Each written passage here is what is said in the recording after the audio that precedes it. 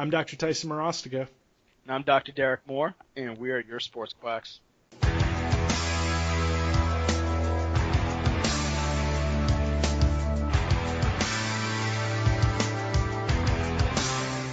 All right there, Sports Quacks. Today what we'll be talking about is a modality that has been pretty much blowing up on Instagram, Facebook, Twitter.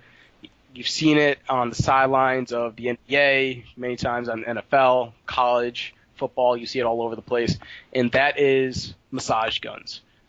Most likely you've probably seen the Theragun or the Tim Tam. Those seem to be the two most popular, but then you also have the Hypervolt, which is also extremely popular. I feel like Hypervolt you pretty much will see all over Instagram the moment you just search massage gun, because they're just going to bombard you over and over and over again.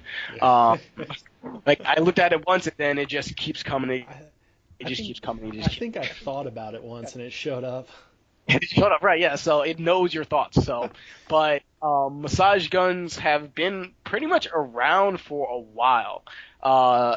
In the chiropractic realm, we usually refer to them as thumpers. They looked a little bit almost like a vacuum, like with just two knobs at the end. Yeah. And what I found with that was it didn't have as much intensity as the New Age Theraguns, but I think it had pretty much the same intentions overall. Now, with Theraguns, just massage guns in general, and I might just jump back from Theraguns to massage guns to Tim Tams. I'm just going to use them interchangeably. Interchangeable. Right now, guys, if you guys are Theragun guys or Tim Tam guys or Hypervolt, to me, they all have very similar settings, and as long as that doesn't really change or deviate, then they're most likely going to have the same type of effects. Yeah. Now, I started using Theragun relatively recently, and Tyson's been using his for now, almost a year? Yeah, about a year. About a little over a year now, actually. So, it's a good experience and good ideas to start to talk about how we start to incorporate this, but more importantly, what does it actually do? So what do we tell our patients that it's doing, and then how can we actually back that up? And this discussion will help you kind of sift through that, and then also get comfortable with not knowing exactly if it does do what we think it does. Because I think at this early stage, the research really hasn't caught up to the capabilities. So there's a lot of room for future research to be done here. Mm-hmm. So, Tice, when you have a patient, they come in and you mentioned that you want to try using a massage gun on them. How do you walk them through that? So I tend to be a lot more laid back about it. It's not something that here's my thing is when we talk about using it as a modality for therapy, you got to understand it's number one, it's not for everyone, right? So very few people do I force it on, hey, you're coming in with back pain, 100% you're getting Theragun. I'm just going to light you up. A lot of people, it's not for everyone, right? So when we start talking about therapy, we start talking about modalities and treatment, explaining a lot of stuff about hands-on therapy, hands-on care. One thing I touch on is because I use heat, I use electric stim, I use things to try and relax patients. And one of my big things I push is, hey, I want to use the Theragun on you because I feel like it will relax this, whatever muscle I'm approaching, right? And I try and say, look, I give them the anatomy of what's going on and just say, look, I want to work on elongating the muscle. So very similar to putting heat on you, I want to use a vibration or percussive therapy to help relax the affected area and make it more comfortable for you. Because one thing I've noticed definitely is that it tends to have almost like a numbing effect that, and that's where we talk about mechanoreceptors and we talk about that pain gating. Yep. It does a great job with pain gating. So it may hurt in the moment, but it does a very good job of blocking pain. So do you want to go into pain gating a little bit right now? I mean, yeah. For general, terms, pain gating is when we talk about the way that your brain receives the sensation of pain, or the way your body receives it, right? So your body, you have pain fibers, your C fibers, your pain fibers, and you have your mechanoreceptors, right? And this is actually from one thing I really that just seems to always make sense, right? So Hmm. we know that as the pain as its signal is, as it travels up to the brain, it travels on our C fibers, right? It travels up the C fibers, and it travels on the same path as your mechanoreceptors. Your mechanoreceptors are essentially like sensing movement, or pressure, or alterations in the your tissue, essentially. So those fibers travel on the same path to the brain. Now the mechanoreceptors travel quicker. They have a faster response rate to the brain, but since they travel on the same path, they can't go together. One gets blocked for the other. So it's just like I always explain it with my kid. When I let my kid fall and they smack their head, what do? I rub the area, right? That pressure blocks the pain essentially. It's temporary. It's not a long-term thing. It would be really nice if every chronic pain patient came in and I just pushed on them and it, Fix it. miraculously fixed it. But the concept is that we can temporarily block pain. Now, if you can block pain, you can also you can break through barriers, right? So if you have Mhm. muscular stiffness, tightness, or you have, whatever contusion type issue in the muscle that you need to stretch, then we can basically fire mechanoreceptors, block the pain for a small temporary amount of time, and then work on elongating the tissue or whatever we need to do with it. So Mhm. to me, like, that is the most kind of almost one of the most important things I get out of it, and one of the most important things I see athletes getting out of it. Right, and I think the analgesic effect is very, very underrated when it comes to just our explanation to patients on what exactly is happening. Hmm. But for the most part, I think it's because patients really don't care, you know? Right. So a lot of times a patient's not going to really like drill you on, all right, so can you explain to me the neurophysiological aspects of why the TheraGun is helping me? It's just not going to happen. Mm. So what I usually try to tell patients is all this does, it just allows me to do the work that I have to do a little easier, Sure. because it creates, like Tyson said, a localized numbing effect by just bombarding the area with information. Yeah.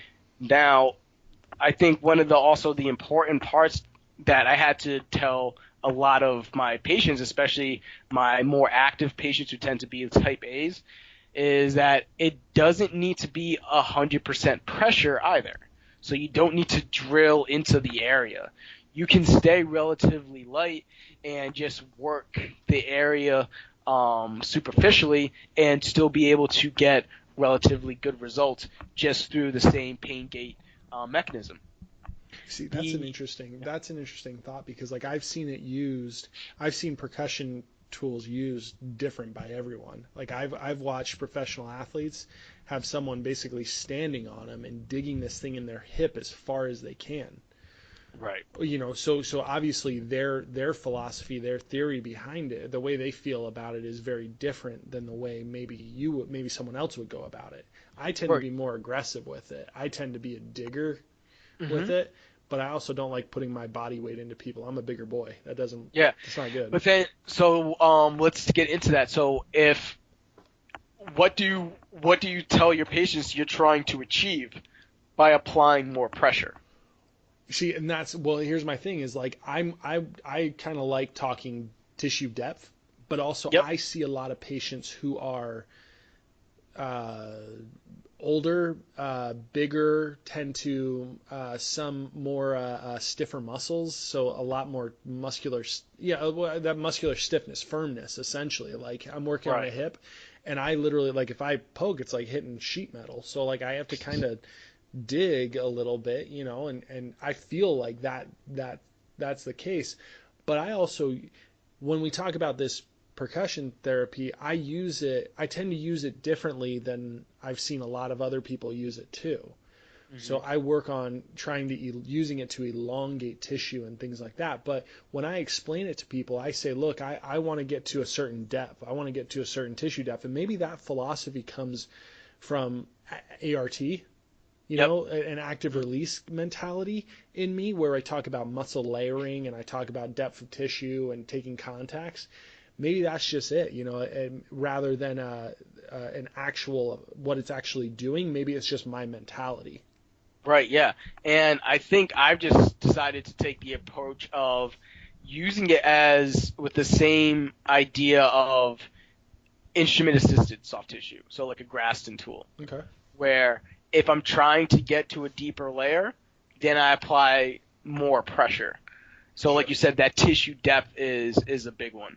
But also, as you mentioned, you'll see all over the place on Instagram and on Facebook, they're just leaning on people. Yeah. And like, let's just say they're working on the rhomboid, and the rhomboid is pretty much there. It's easy to get to. It's easy to get to, and they think that just more pressure is going to help destroy that quote unquote knot that people have back there, and I can't tell you how many times that people just come to me and they're just like, oh, I love when people just press on that area. And I'm like, does it get better? No. So I don't think that the Tim Tam or a Theragun is a good option for that area either. Especially if I see that person's continuing to do that over and over and over again. So I'll look at it and I'm just like, all right, why are we digging deeper in this area that we know is superficial? Yeah, it's real light. Yeah. And if we want to talk about elongating muscle fibers, the best thing that we should actually do is start to move. So that's why, for the most part, I'll use the massage gun maybe for the first minute or so to just kind of down-regulate the area. So we go very, very light. And then I typically use some protocols taken from ART or just provocative motions for the patient. So if his arm hurts in shoulder flexion, we're just going to start moving in shoulder flexion as we use it. And just kind of nudge up against the pain, but just not past it. And seeing if we can get a little bit more range of motion just by doing that. Well, okay, so you made a great point there, and I think that's where you and I are very similar minded in treating, is that if it hurts in that position and I've cleared you out, like I've cleared out everything. I know we're working shoulder flexion. I've cleared out rotator cuff issues. I've cleared out any type of impingement syndrome. I've done my due diligence looking for tears, things like that. I'm the same way, where I don't avoid it. Like, I'm putting you in. Like, hey, let's get in the right positioning. I'm going to get you in. We're going to bring it in flexion. Yeah, you're going to feel some pain, but I'm going to beat you up while you're in that positioning, right? Mm-hmm. So we're very similar in that mentality of loading in pain, right? Right. And that's what I love about this tool, and that's probably one place that I use it most effectively, is getting patients to control where they're at, right? Getting them to their maximal position, whatever we're trying to achieve, and then just theragunning the crap out of the muscles that are essentially stretching, right? I don't like doing it on the muscles that are contracting, okay, but I will use it on the muscles that are the tissue that's being elongated. Mm-hmm. Yeah, and I think too the discomfort that comes from the treatment, it actually allows for me to get into a little bit of some pain science rhetoric with my patients, mm-hmm, where I tell them that discomfort doesn't equal tissue damage. Right. So it's like, you know how your shoulder hurts right now? There's no rotator cuff tear. Like, oh, well, why does it hurt? And it's like, well, honestly, it's most likely just a chronic thing, and it's almost like an echo. You've had this pain for so long, it just keeps on just coming back, coming back, coming back. So if we can fix some mechanical errors that you have, then we can start to load you a little bit better. You should do very well. But there's that light at the end of the tunnel where I can tell them, hey, the good thing is that there's no major structural issue. And you see how there's some discomfort with the treatment, but you feel better afterwards. So it doesn't necessarily mean that if you go work out or you go be active and you have a little bit of soreness, that you're going to feel terrible afterwards. So it also helps them with some empowerment there too, because sometimes they're just afraid to do anything because they feel sore while doing it.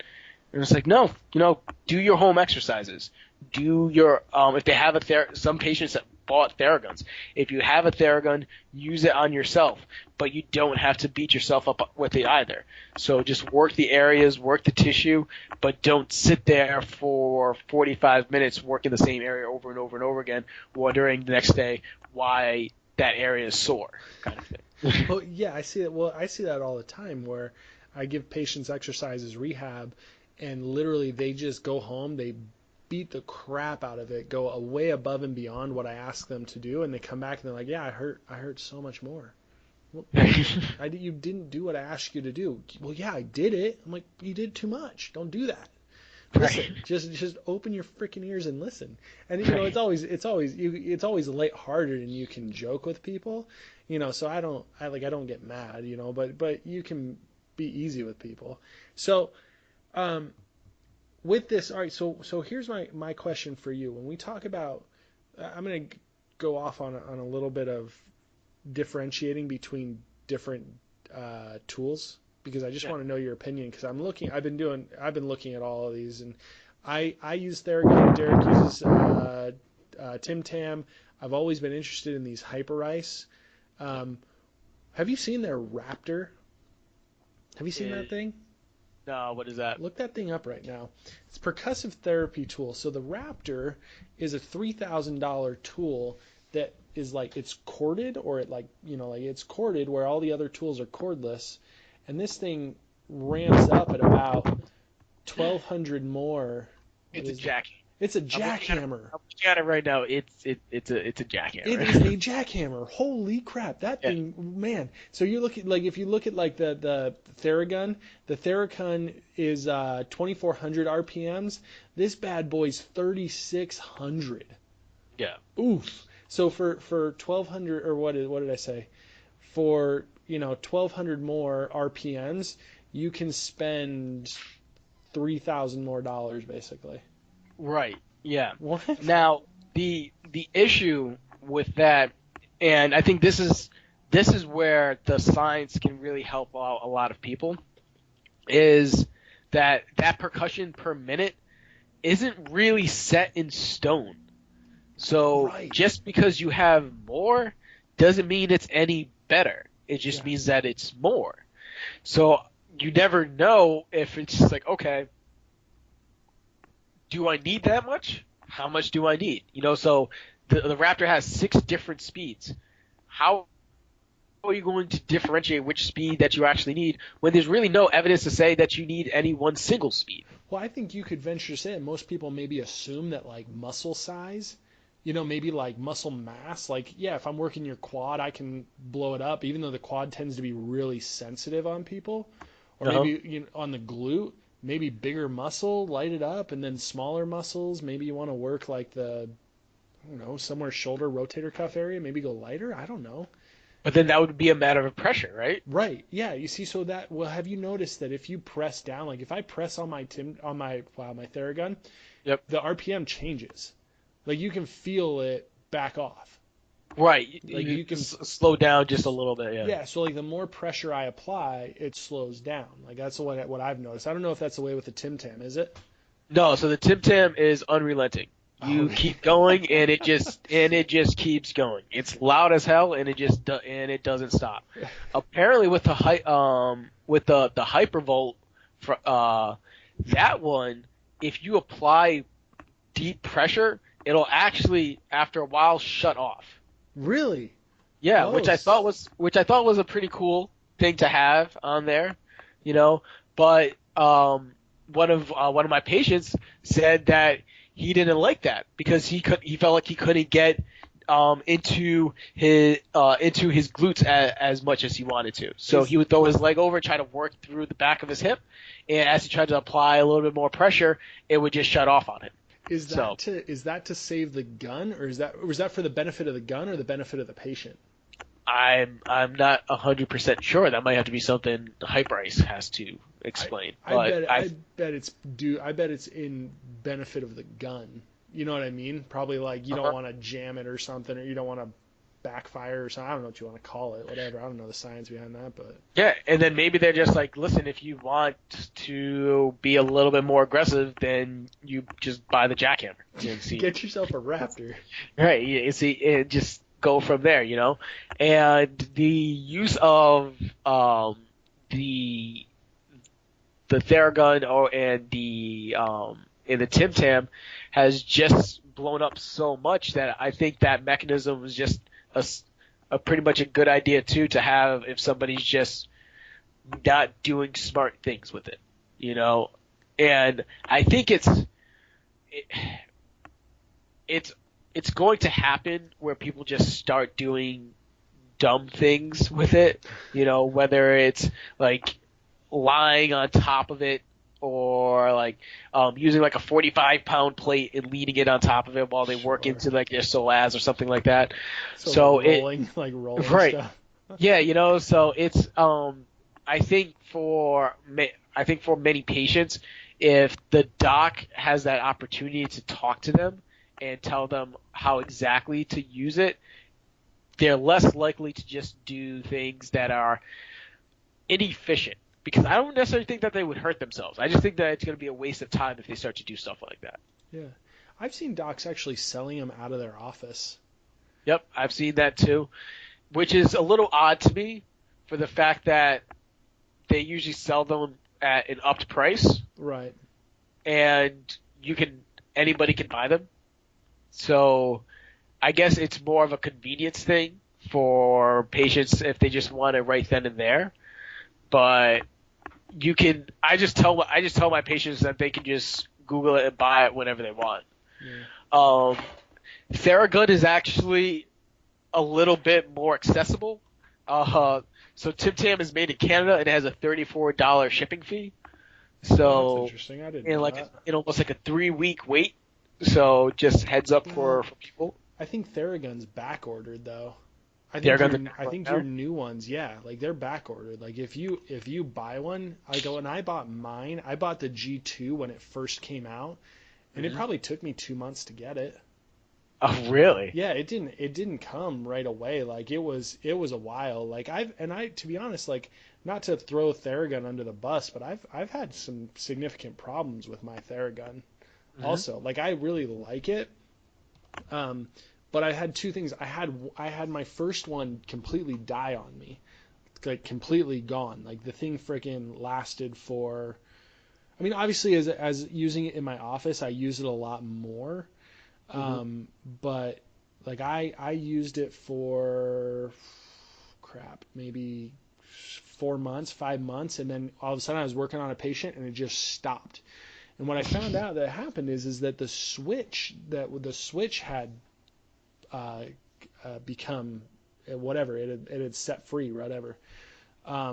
So it wasn't catching anymore. And then so what I did is I sent it back to him, and then it took him like probably 3-4 weeks to get it back to me. 3-4 weeks to get it back, and then it was fine. But now my new one, there's like this little coating on top. They've changed the switch, and there's this little plastic coating, and mine popped off. So now it's like kind of sharp on the edges. But the problem is I don't want to send it back. I don't want to because send you don't it know back when to you're him. going to get it back. Exactly. So I don't know when I'm going to get it back. And then, they've got the G3s, G3 Pros now, and they look a whole lot nicer than the G2s. But I thought the G2 was awesome. I mean, here's my thing. Like, not trying to like rip on it, but overall, like, yeah, I love it as a therapy, but as like I've had little things go wrong with it. Right, and that's also something to take into account if you're going to start to get a little ambitious with where you get these from. So we mentioned the three, which I think are probably going to be the most reputable. But you spend any time looking, you're going to find 30 other brands out there that also have their own massage gun. Now, I'm not, once again, as long as it has the RPMs that the other ones have, I don't really see a big issue there. No. But I do question sometimes the ability to withstand the demands of a day-to-day practice with a massage gun that costs you $85. Right. Well, I sent you that one on Instagram, didn't I? Yeah, That was it. Like it was like $85, and it was like a knockoff, made in China version of the Theragun. Even though the Theragun's probably made in China, I don't know. But, Mostly, yeah. But my thing is, like, I sent it to Derek, and I'm like, dude, check it out. Like, you can, whatever. And if there's certain things, especially when you're in practice, like, there's certain things you don't want to go cheap on. But you also don't want to go buy the Raptor just because the Raptor's $3,000. Right, exactly. And it's a matter of taking a look at how much are you going to use it, and then also why are you trying to use it. I think for Tyson and I, the biggest factor when it came into really investing into a massage gun was more of investing in our hands. Just getting bigger people or just more people on a day and just watching our hands just get beat up on a day-to-day basis. The biggest one of the biggest surprises for me when I was using the massage guns, and it was actually much different than using some of the thumpers that I've used in the past, was, did you have the same sensation with the thumper where as you're using it, your hands will start to have that vibration effect? Yeah. But do you get that with the Theragun or no? It depends how I hold it. Depends how I hold it. So, like, if I hold it on the outside, I feel it more, but if I hold it on the inside, I don't feel it at all. Yeah, so, and with the Tim Tam, it's very, very light. It's loud as hell, but it doesn't reverberate into my hands where my hands I feel like I need a break because it's annoying my hands there. No, not that bad. Never that bad. Yeah, so it's a nice way to just give your hands a break, especially with a packed schedule and also just bigger patients there too. So it's a nice alternative sometimes for those situations. It works best, especially in my environment where I'm working with an older population. It's a lifesaver on my thumbs because, man, do they hurt. Like, but here's my thing. Like, I see the benefits. I truly see the benefits of soft tissue manipulation, but I see a stark difference between massage therapy or percussive or firing mechanoreceptors versus I guess maybe not that far, but versus active release. So like I have to use. I see the benefit in doing the firing mechanoreceptors rather than just using my thumbs. Does that make sense? Like, sorry, I got distracted looking out my window there as I was talking. Sorry. Gosh. But my thing is my fingers hurt so bad when I'm sitting there massaging the tissue, stripping the tissue. Just trying to do passes. And it started with doing like stuff at a VA where they're like, yeah, you just lotion them up and you glide them, right? Like that's what we did. That's how you learned, But I realized that I don't want to do that. I would much rather, I feel like the benefits are greater. The benefits are much greater using the Theragun. Right. And it also it allows for you to, I think, be a little bit more efficient with your time too.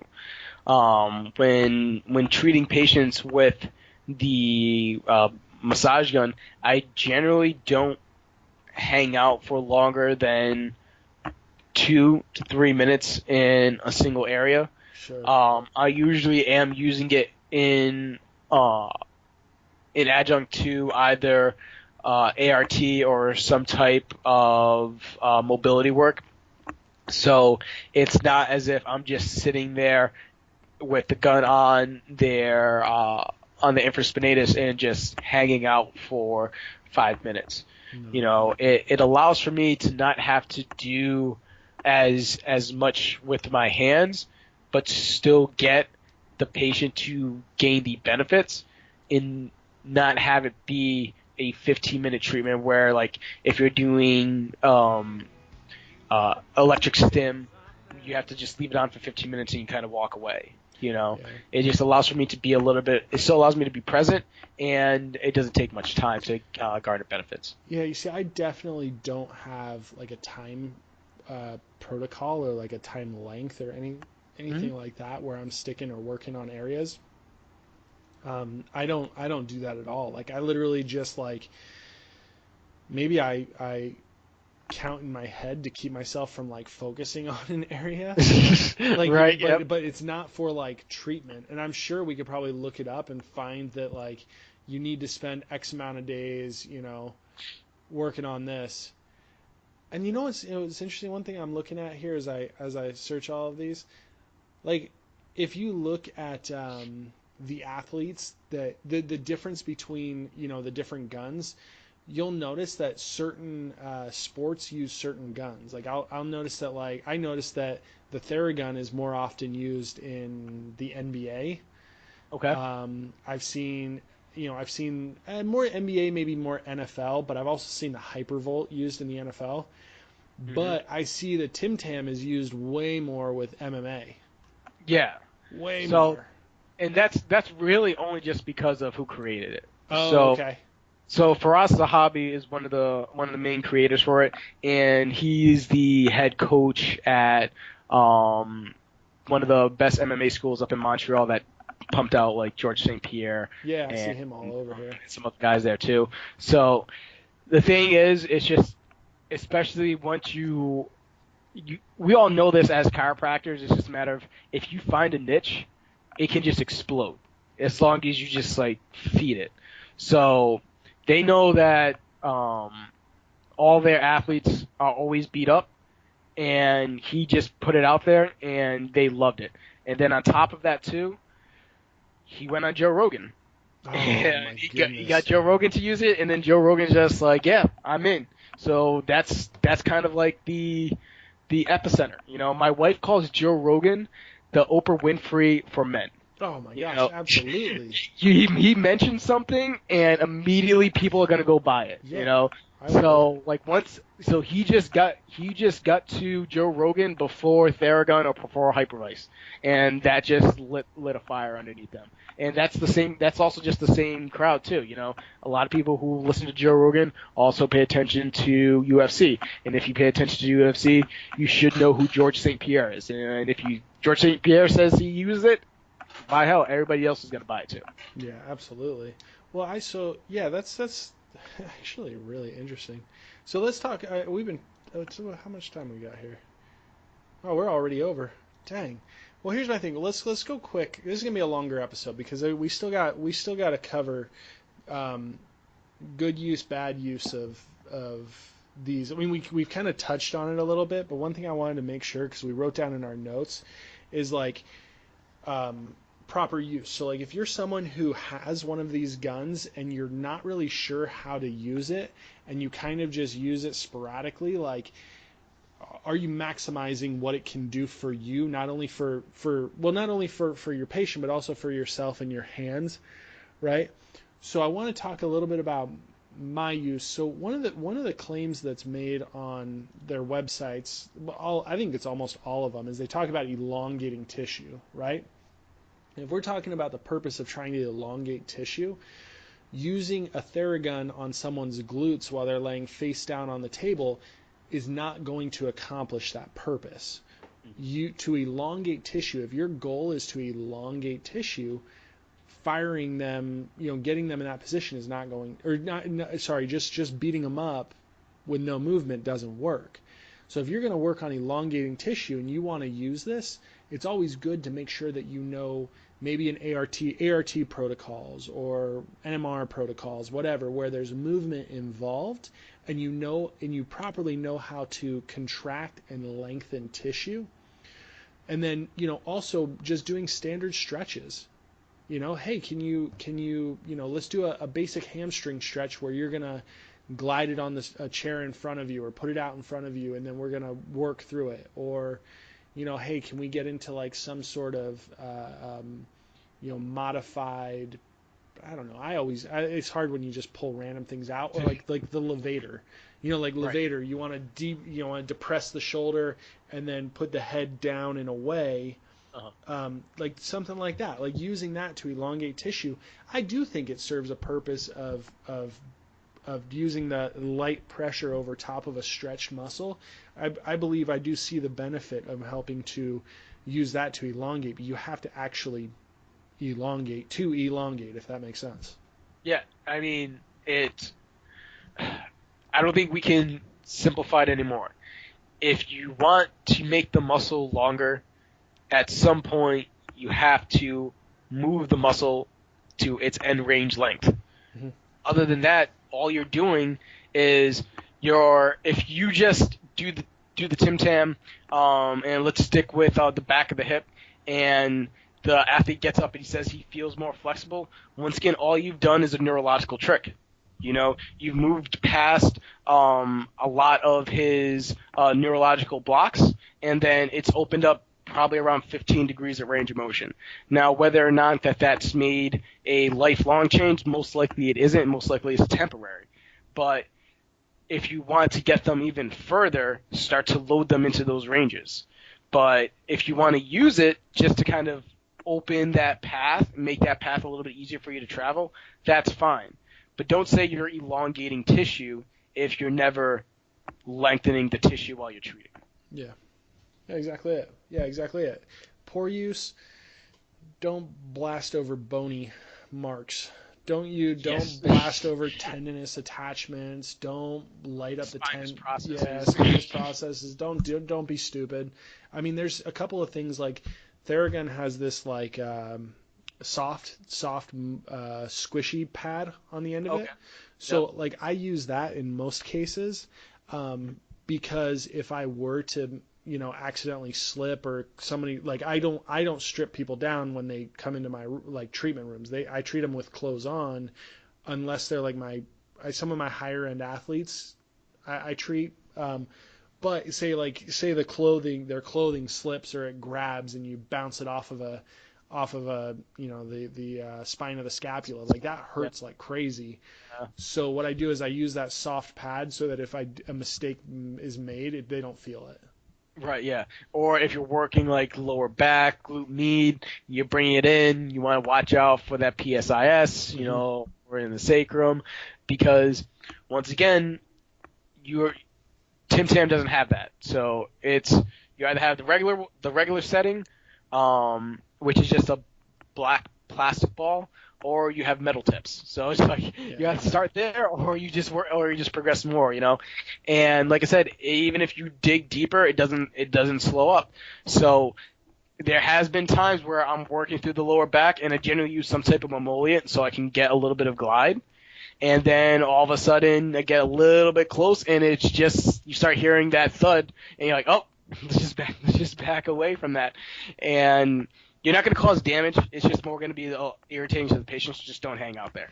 Well, you see, I don't use it. That's an interesting thought. I don't use emollient with Theragun. I can't. Yeah. I can't because they have like spongy. There's like spongy balls. It absorbs it. Yeah. It absorbs it. So like I have two that are like plastic that I could use it with, but I don't. Like it's not really like I don't know, it's not like my go-to, but I can see the benefit because there's a lot of times where like when you're working on someone, it'll stick or it won't glide the way you want it to. But then again, like also it depends on who you're training or who you're working with and when you're working with. Like if you're in a gym with someone, throw the shirt off, no big deal. Like it depends who you're working with too. My older patients don't want to don't necessarily want to strip down in the office, and that's totally fine. Right. Like, Yeah, and the emollient just allows for me to also use some different type of ART motions to kind of work there. So I'll do a seated multifidi move. So I have one that's basically a flathead, so I don't have to, so it kind of just actually I can press into the erector and it's not ball shaped, it's flat. So then as I apply the pressure and they move into the positions, since it's metal, it feels weird if there's no emollient there. Mm-hmm. And that allows for the skin to slide, and then it also doesn't irritate it at the same time. And Tim Tam's come out with different emollients. I have all three. There's a heat, a cold, and then a normal one. In my opinion, no really big difference, but you could probably get the same results with like a grass and emollient or something like that too. I've used that and had the same effect there too. So that's fair. Yeah. Okay. Right on. Anything else you wanted to touch upon before we let these guys go? I don't think so. I think that's about it. All right, guys. So let us know. The one thing that we have found was that anecdotally, the massage guns are a big hit with not only patients but athletes and practitioners. But if you have research that's really kind of steering you away from using them or really kind of questioning why you would use them, send it our way. We're not attached to the modality. It just allows for us to have another tool in the box for us to reach in for if we need it. So if you have data that might tell us look elsewhere, then let us know. We'll have that discussion when we can. Other than that, follow us on Instagram, follow us on Facebook. Let us know what you think about the podcast. We made it for you. Talk to you guys next time.